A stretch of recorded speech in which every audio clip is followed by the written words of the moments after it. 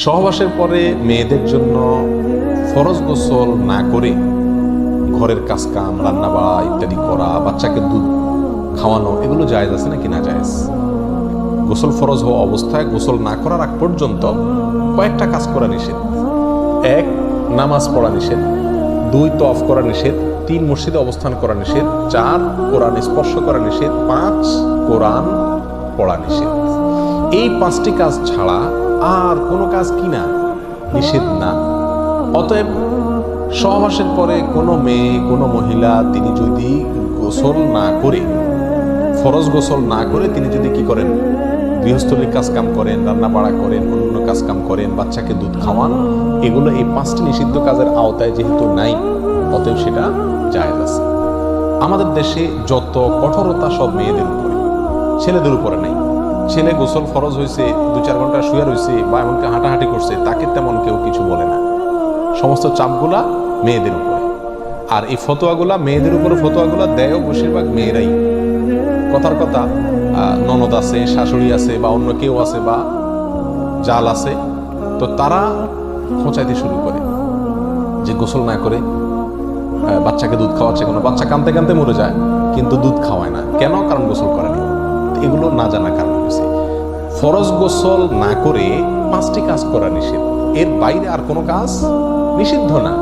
অতএব এমনকি আপনি রোজাও রাখতে পারেন কি ফরজ গোসল না করে? রাখতে পারেন বলতে সাহরি খেতে পারেন, সাহরি খেয়ে রোজা শুরু করতে পারেন। তাহলে আপনি বাচ্চাকে দুধ খাওয়াতে পারবেন না, কে বলেছে? বাসায় কাজ করতে পারবেন না, কে বলেছে? তবে হ্যাঁ, যদি আপনি ফরজ গোসল একটু দেরিতে করতে চান কোনো কারণে, তাহলে সেক্ষেত্রে অন্যান্য কাজ কামের সুবিধার জন্য ওযু করে নেওয়া উত্তম। সহিহ মুসলিমের এক হাদিসে আসছে, নবী আলাইহিস সালাতু ওয়াস সালাম গোসল ফরজ হলে ওই অবস্থায় যদি কেউ ঘুমাইতে চায়, শুয়ে থাকতে চায় অথবা অন্য কোনো কাজ করতে চায়, তাহলে তাকে ওযু করে নেওয়ার পরামর্শ দিয়েছেন। অতএব ওযু করে নিয়ে এরপর অন্যান্য কাজ করা উত্তম। এর বাইরে ওযু ছাড়া যে সে কিছু করতে পারবে না, ব্যাপারটা এরকম না। একবার আবু হুরায়রা রাদিয়াল্লাহু তাআলা আনহু, তার সাথে নবী আলাইহিস সালাতু ওয়াস সালামের দেখা হয়েছে কোনো এক রাস্তায়, এই অবস্থায় যে তার গোসল ফরজ হয়েছিল। তো আবু হুরায়রা রাদিয়াল্লাহু তাআলা রাসূল আকরাম সাল্লাল্লাহু আলাইহি ওয়াসাল্লামকে দেখে এড়াইয়া চলে গেছেন, একরকম পালাইয়া চলে যাওয়ার মতো। যায় তাড়াতাড়ি করে গোসল টোসল করে তারপরে আসলাম। নবী আলাইহিস সালাতু ওয়াস সালাম জিজ্ঞাসা করলেন, আবু হুরায়রা তুমি কই গেছিলে? তোমার দেখলাম। বলে, ইয়া রাসূলুল্লাহ, আমার গোসল ফরজ হয়েছিল, তো আমি আপনার সঙ্গে বসবো, সময় দেব, ফরজ গোসল অবস্থায় আমার কাছে জিনিসটা অপছন্দ লাগলো, নাপাক অবস্থায় ভাবে থাক, আপনার সাথে সাক্ষাৎ করব। তখন নবী আলাইহিস সালাতু ওয়াস সালাম বলেছেন, সুবহানাল্লাহ, মুমিন আবার নাপাক হয় নাকি? অর্থাৎ এটা তো একেবারে তোমার পুরো বডি নাপাক হয়ে গেছে, টাচ করলে আমি নাপাক হয়ে যাবো, ব্যাপারটা তো এরকম না, তুমি এটাকে এত কঠিনভাবে নিয়েছো। তাহলে এই সব হাদিসগুলোকে সামনে রাখলে মোটামুটি পরিষ্কার হয়ে যায়।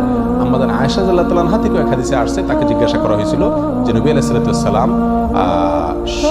গোসল ফরজ হলে তিনি ঘুমাতেন কিনা? তিনি বলেছেন হ্যাঁ, ঘুমাতেন। কোনো কোনো বর্ণনা আসছে ওযু করা ছাড়াও ঘুমাতেন। তাহলে বোঝা গেল ওযু করে নিয়ে ঘুমানো, ওযু করে নিয়ে কাজ কাম করা উত্তম। কিন্তু আপনি যদি নাও করেন তাতে কি হবে না, কোনো গুনাহ এতে হবে না। আল্লাহু আকবার।